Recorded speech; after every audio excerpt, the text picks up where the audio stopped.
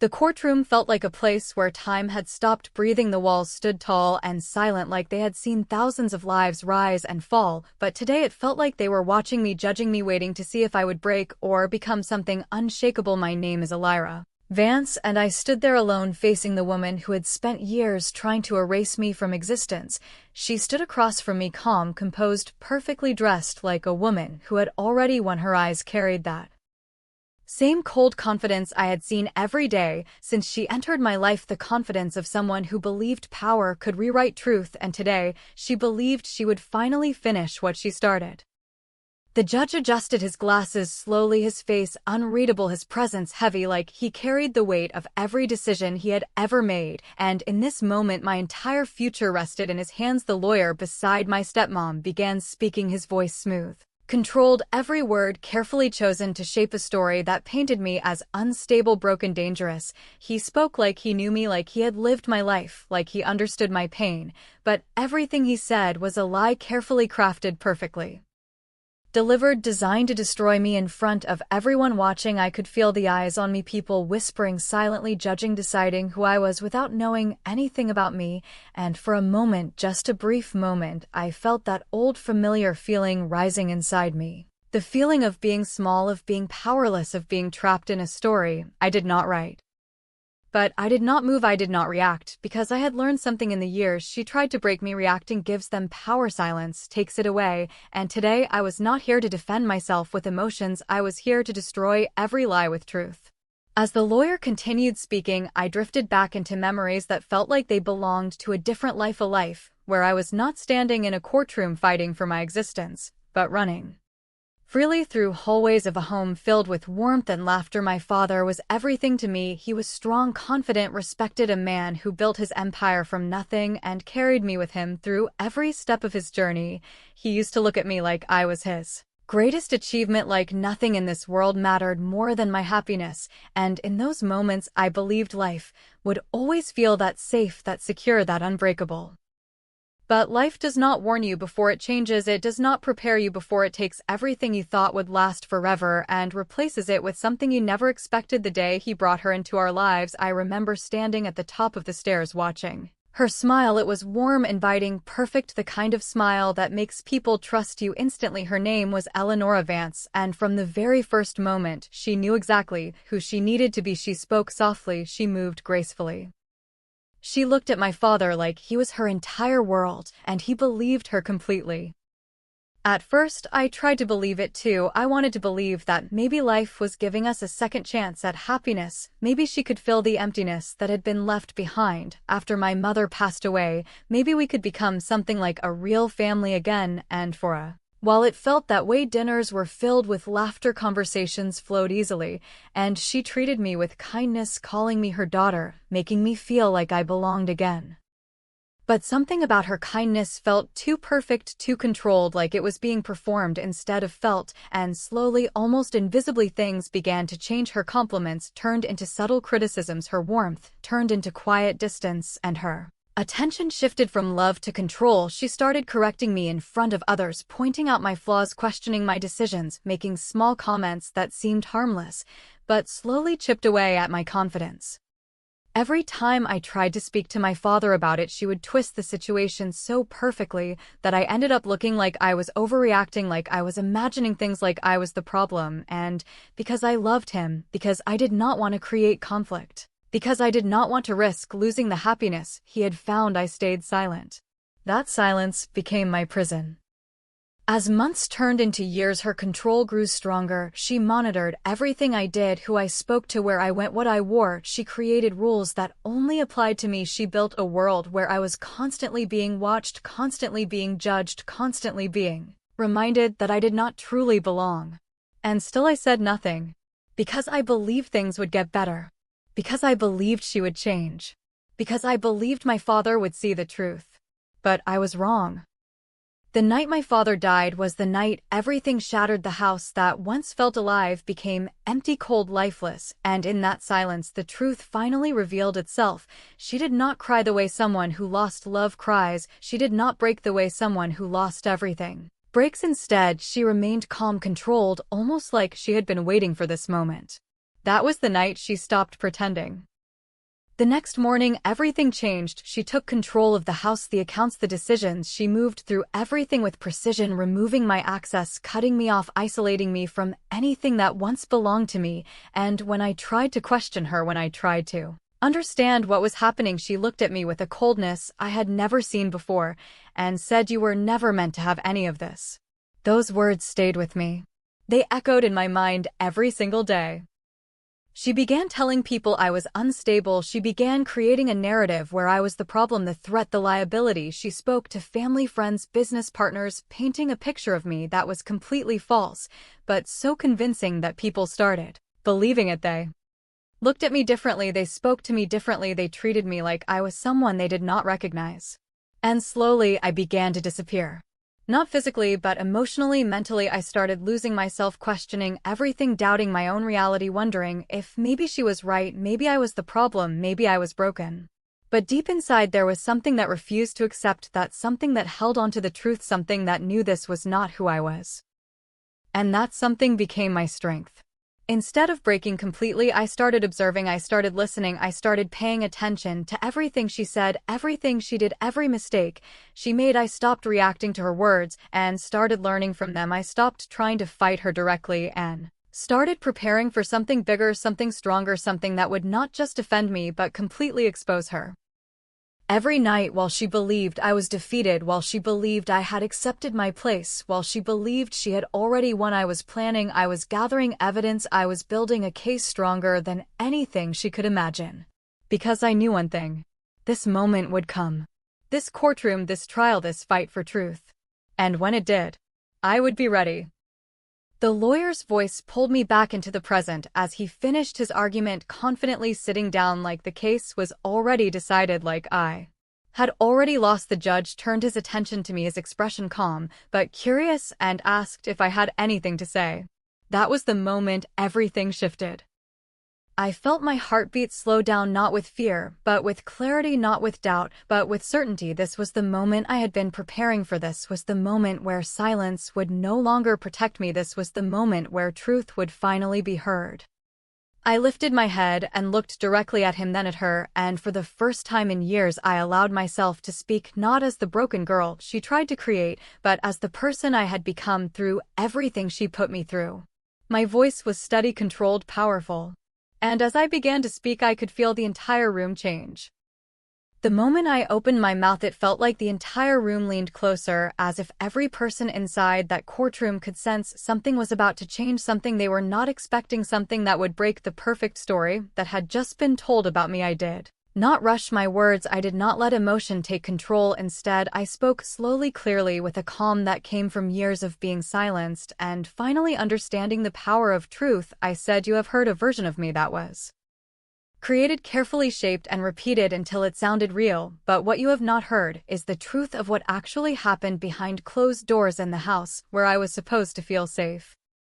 There was a shift, almost invisible but undeniable. The judge's eyes narrowed slightly, the lawyer across the room adjusted his posture, and my stepmom, for the first time since this began, looked at me with something different, not confidence, not control, but caution, because she knew I was no longer the girl she had spent years controlling. I was no longer reacting to her, I was standing against her. I continued speaking, describing the years of manipulation not as emotional outbursts, but as facts, patterns, behaviors. I spoke about how she isolated me slowly from people I trusted, how she controlled access to my own home, how she planted doubt in the minds of others about my stability. I described the way she would change her tone depending on who was watching, how she could appear caring in public and cold in private, how she created a reality where I was always wrong and she was always right. And as I spoke, I could feel the energy in the room shifting. People were no longer just listening, they were questioning. But I knew words alone were not enough, because she had built her entire defense on words, carefully crafted, believable words. So I needed something stronger, something undeniable, something that could not be twisted or explained away. I paused for a moment, letting the silence settle, letting the weight of everything I had said sink into the room, and then I reached down, slowly picking up my bag, placing it gently on the table in front of me. My movements were calm, controlled, but inside my heart was beating with intensity, because this was the moment everything would either fall apart or finally come together. The lawyer immediately stood up, objecting, trying to interrupt, trying to stop whatever was about to happen. But the judge raised his hand, signaling him to sit down, and in that moment I knew I had space. I had time, I had the chance to reveal what I had been holding onto for years. I pulled out a small device, nothing impressive, nothing dramatic, just something simple, something easy to overlook, but it carried more power than anything that had been said in that courtroom so far. I placed it on the table and looked directly at the judge before speaking. Again, my voice steady, unwavering, I said, "There are many things that can be argued, many things that can be denied, but truth recorded in its raw form cannot be changed." And then I pressed play. At first, there was nothing, just a faint static sound that filled the silence, and then her voice emerged, clear, unmistakable, cold. It echoed through the courtroom, and in that instant, everything stopped. She was speaking casually, almost relaxed, like someone who believed they were completely alone. Her tone carried no warmth, no kindness, no pretense. It was honest in the most terrifying way, because it revealed who she truly was when no one was watching. She spoke about control, about strategy, about how easy it was to manipulate people, how simple it was to make me look unstable, how she had planned everything step by step, making sure that by the time this moment came, no one would question her version of events. Every word hit the room like a shockwave. I did not look at her. I did not need to. I could feel it, the shift, the crack in the image she had built, the control slipping from her grasp. For the first time since this began, she was no longer the one in power. The room that once believed her was now hearing her true voice, and there was no way to take it back. The lawyer tried to speak again, his voice louder, now more desperate, objecting to the recording, questioning its validity, trying to regain control of the situation. But his words no longer carried the same confidence, because the truth had already been heard, and once truth enters a room, it changes everything. The judge leaned forward slightly, his focus completely on the recording, his expression serious, intense, absorbing every word, every detail, and I knew in that moment this was working, not because I was attacking her, but because I was revealing her. The recording continued, revealing more than she ever intended: plans about removing me completely from my father's legacy, statements about how I was nothing more than an obstacle, words filled with a level of calculation that could not be misunderstood. And when it ended, the silence that followed was heavier than anything before. It was not confusion, it was realization. I finally looked at her. Her face had changed. The perfect calm expression was gone, replaced by something raw, something exposed. Her eyes no longer held that same confidence. They searched the room quickly, as if looking for something to hold on to, but there was nothing left, because the story she had built was collapsing in real time. But I was not finished. Because this was never just about exposing her lies, it was about reclaiming everything she tried to take from me. It was about showing that my father's voice, my father's truth, still existed, even after everything she had done to bury it. I reached into my bag again, this time pulling out a set of documents carefully preserved, untouched by her control, untouched by her influence. These were not just papers, these were proof of something she never expected, something she never planned for. I stepped forward slightly, placing them on the table in front of the judge. My voice remained calm, but there was a quiet strength behind it now, something deeper, something unshakable. I said, "Before my father passed away, he made decisions that he did not announce publicly, decisions that he protected carefully, and these documents are part of that truth." The judge took them slowly, his movements deliberate, his attention fully captured as he began to read. The room watched in complete silence, every second stretching longer as his eyes moved across the pages, and I could feel it building, the tension, the anticipation, the understanding that something significant was being revealed. They were letters written by my father, not formal legal statements, but personal words filled with clarity, intention, and awareness. He spoke about his concerns, things he had noticed, changes he did not fully understand at the time, but enough to make him cautious, enough to prepare for the possibility that something was not right. He wrote about me, his trust in me, his belief in my strength, his desire for me to inherit everything he had built, not just because I was his daughter, but because he believed I was capable of protecting it, of honoring it, of continuing what he started. These were not just emotional words, they were supported by legal documents, signed properly, verified, and secured in a way that made them undeniable. He had planned for this in a way I never realized until much later, in a way that now stood as the strongest piece of truth in that entire courtroom. As the judge continued reading, his expression changed slowly, but clearly. The neutrality faded, replaced by something more focused, more certain, and then it happened. He stopped. He removed his glasses, slowly holding them in his hand as he looked up not at me but at her. And in that moment the entire courtroom froze. Because everyone understood. Something had shifted completely. The power had moved. The truth had taken control. And there was no way back from it. I stood there not moving, not speaking, not reacting, because I knew this moment did not need anything more from me. Everything that needed to be said had already been revealed. Everything that needed to be shown was now in front of them, and for the first time since this began, I was not the one being judged. She was. And the difference was everything.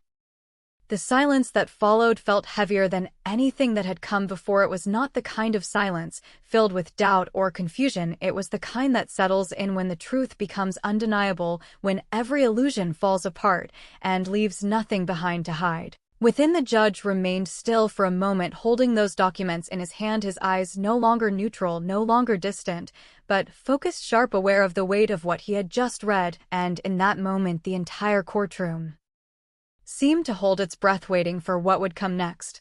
I did not move, I did not speak, I simply stood there, grounded in a calm I had never felt before, because for the first time in years I was not fighting to be heard. I had already been heard. I was not trying to prove my truth. It had already proven itself, and that realization brought a quiet strength inside me, something steady, something unbreakable, something she had tried to destroy but never could.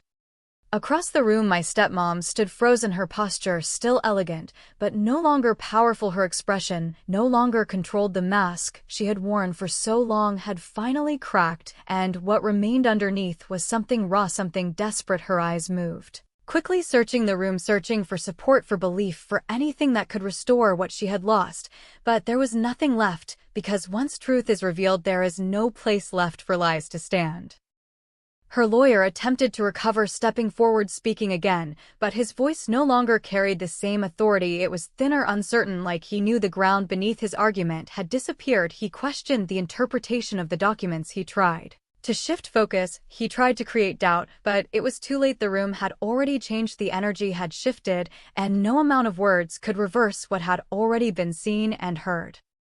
The judge placed the documents down carefully, his movements controlled, deliberate, and then he looked directly at her, not at me, not at the lawyer, but at her, and that look carried more weight than anything spoken. It was not anger, it was not emotion, it was understanding, the kind of understanding that comes from seeing through every layer of deception and recognizing the truth for what it is.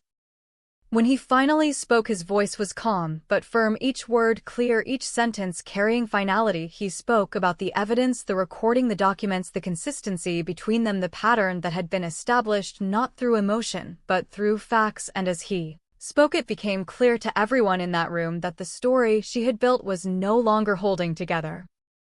I listened quietly, every word settling deeper inside me, not as validation, but as release, because this was never just about winning a case. This was about reclaiming something far more important: my identity, my truth, my voice. Everything she had tried to take from me piece by piece was now being restored in a way she could never touch again.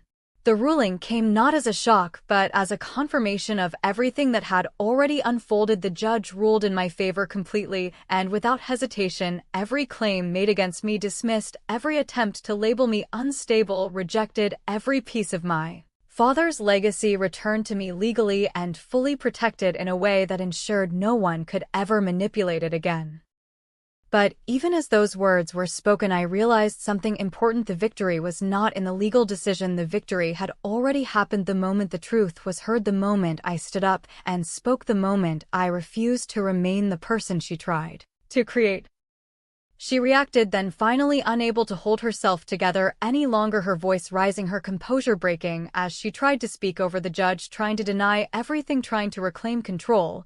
But it only made things clearer, because now everyone could see the difference between who she pretended to be and who she truly was. There was no elegance in her tone, no control in her presence, only desperation, only fear, only the collapse of everything she had built on lies. Security stepped in, quickly restoring order, but the damage had already been done, not to me but to her. The image she had spent years perfecting was gone, replaced by the reality she could no longer hide from, and as she was forced back into silence, she looked at me one last time. That look carried everything: anger, disbelief, frustration, but underneath it all something else, something deeper, something she had never shown before. Fear. Because she finally understood something she had never considered. I was never weak. I was never broken. I was never under her control. I was simply waiting for the right moment to end it all. As the courtroom began to clear, people moved slowly, still processing what they had witnessed. Conversations whispered quietly as they passed by, but I remained still for a moment, taking it all in, not the attention, not the victory, but the feeling of standing there free from everything that had held me down for so long.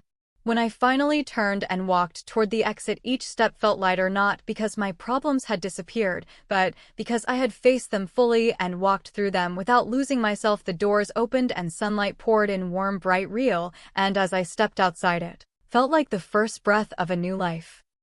The air was different out there. It did not carry the weight of judgment or expectation. It simply existed, open, endless, full of possibility, and for the first time in years, I allowed myself to feel something I had buried deep inside: peace. But my story did not end there, because moments like this do not just close chapters, they open new ones, ones that are shaped not by what was done to you, but by what you choose to do next. And I chose to rebuild not just my life, but myself, stronger, clearer, more aware of who I was and what I was capable of. I took control of everything my father had left behind, not as a burden, but as a responsibility, as something meaningful, something earned. Through everything I had endured, I surrounded myself with people who saw me for who I truly was, not who they had been told I was. I created boundaries. I built strength, not just emotionally, but mentally and strategically. I became someone who could never be easily manipulated again. And slowly I began to use my experience for something greater. I started helping others who had been silenced, who had been controlled, who had been made to feel like they did not matter, because I understood that feeling better than anyone, and I also understood what it took to rise above